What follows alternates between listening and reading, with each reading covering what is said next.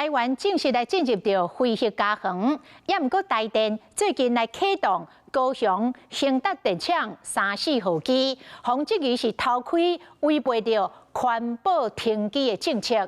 民众党的党主席黄国昌，佮专工来下港开记者会，质疑这个台电启用发电机组无经过市府的许可，台电是强调讲，因是依法来使用。 支持核三演绎，支持核三演绎，拒绝用废发电，拒绝用废发电。徛伫高雄兴达发电厂前，伫抗议高雄人无要用气发电，无要互乌烟废调加远。民众党主席黄国昌带立委以及高雄市议员到现场，质疑兴达发电厂机组的启用敢有符合相关的法规。如果这个是一个紧急发电，这是一个紧急发电的设施的话。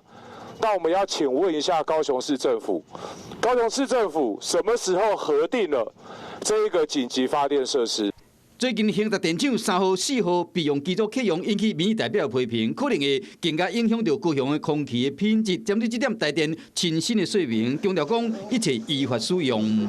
它是紧急备用机组，是不需要再特别申请许可证，就是兴达3号机跟4号机。 台电公司今年的运转时数，我们会将它压在720小时以下，我们会信守环评承诺。 目前兴达3号、4号机拢还会当用，台电表示讲，只有伫特定条件下，才会依照环评承诺条件运转。像讲，当这个备转用量率较无100%时，为了稳定电网会启用，嘛讲这个争议莫阁扩大。Hello， 我是庄慧琪。想要抢先掌握最及时的新闻资讯吗？赶快订阅、按赞、开启小铃铛，锁定华视新闻 YouTube 频道。